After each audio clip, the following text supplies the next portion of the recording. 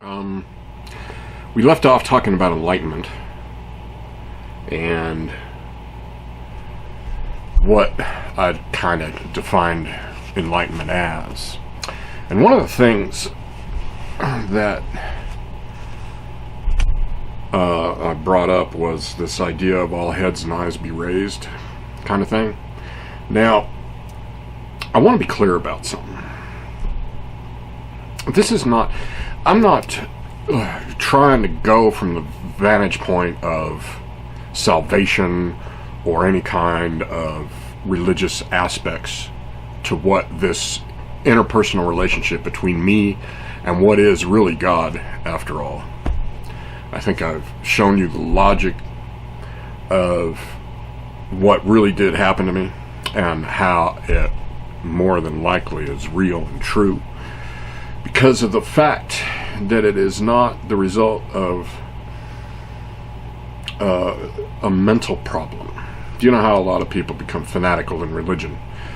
Because they suffer some kind of misconceptions about themselves and the world.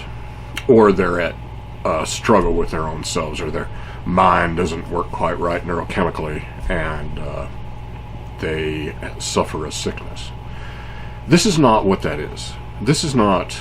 I know that whenever anybody talks deeply about God and things like that, the chances are they are nuts, or they have some other ulterior motive, like Pat Robertson. He wants to govern real bad. So he manipulates the Bible in order to give him that advantage. The idea to be able to tell you how to believe and how to live. That is not the intent of anything that God is about. Now, my experience here is such that it really does, I think, give me a right kind of view. Well, I suppose everybody thinks that about their own selves, their own viewpoint. Generally, people always do believe they're right until reality somehow either beats it out of them, or they die believing what they will believe. Such is the power of belief. But in any case, I just wanted to kind of make it clear that I'm not here to support religion. I don't want a church. I don't want any of that crap. I'm not looking to become the next cult leader. Nah, that is not my calling. My calling is to speak the truth as best as I know it, as I have discovered it. See, now that's how this is now different. It is not a belief for me. It really isn't. The truth of this is that this is a discovery of fact. The reality that God does exist. And the fact that the church has it completely wrong as to what the truth of God really is. And that's what I'm really here to say. That's what I'm really here to do. I'm here to tell you what the truth of God really is, because it's something that you haven't heard, because it's something that does not advantage the church in its governance over humankind, in its attempts to achieve a state of moral governance. Why else is there a Pat Robertson subverting the word of God in order to achieve his own political ends? And it's not like God hadn't heard that. The suffering of humankind as they transverse onto the plane of death.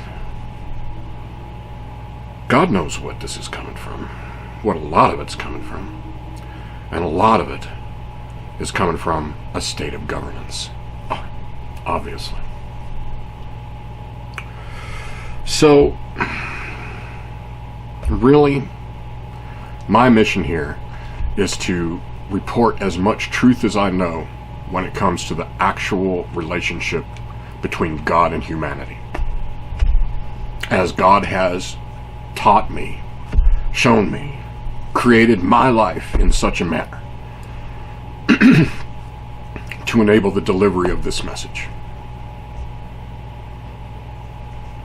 So with that, the truth of the relationship between God and humanity is not a struggle between the forces of good and the forces of evil. The truth of the relationship between God and humanity, and what I mean by humanity is all of us living third dimensionally within this third dimensional construct, conscious within it, self-aware consciousness, in like a society. That is how I define humanity.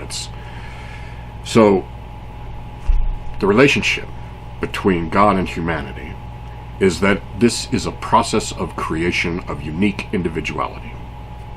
That is the truth of our relationship with God and his relationship with us. And as it is a process of creation, God does not seek to govern. Otherwise, he would be present and we would know it.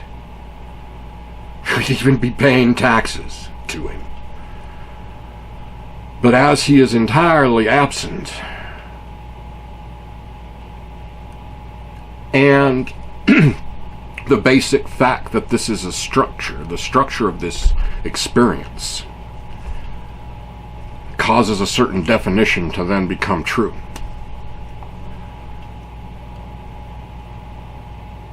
And so the truth of our relationship with God is that it is a process of creation of unique individuality.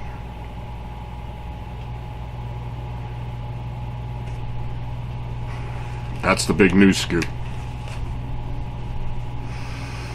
And it is not his intention to govern, clearly. See, the truth of all this, the real evidence to support the idea that this is a process of creation of unique individuality is in the very basic structure of how we as human beings experience consciousness within the third dimensional plane. It is a compartmentalized state of consciousness. You're isolated in time and space, as well as how it is your consciousness doesn't remember anything previous and has no kind of proof or ability to know what will happen after you die, so you're kind of in the moment like none other.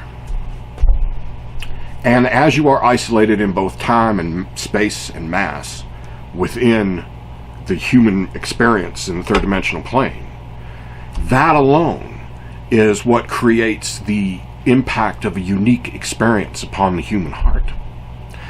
And the tool of the craft of that creation upon the human soul is the emotions we feel as we endure a life here. That is what crafts you unique. And in that craft, God is connected to us still. Now that's another thing religion has entirely wrong. They somehow believe, and they preach, that God is not connected to us, that he is turned his back on us, that we are so vile that God has abandoned us, or some other idiocy. The connection we have with God still remains, and it is a hand upon a tool connection, because as this is a process of creation, there is no wasted motion in this process because it is a divine one. So consequently, it is the hand of God upon the human being to endure a life on this earth in much the same way that it is a connection to a hand upon a tool. You see? The tool cannot be consciously aware of the hand. It can only be consciously aware of the work. Otherwise, there is a possibility that the tool will oppose the will of the hand. And as it is a divine will from God, good luck with that opposition. But you can resist, and that is what a lot of people do on this earth. They resist the will of God upon them to be them. But nonetheless, that is the truth of this creation process. It is a hand upon a tool kind of connection. And the real truth of that is also in how we experience consciousness here. We have this physical being that has a blind spot right down the center of your back. And I often believe that that is where the hand of God is connected upon you. See, driving you to be you in that sense of forward momentum that life has. And how you may resist that drive to be you in an attempt to conform to some kind of state of governance. And there you have the initial opposition to the will of God upon humanity from the very institution that is God's house, religion and the state of governance. You know, it's like this, really.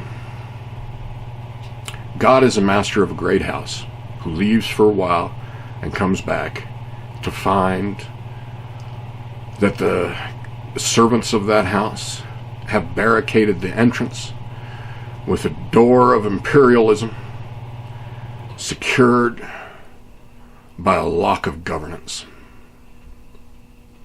to where even the master of his house is disenfranchised by it.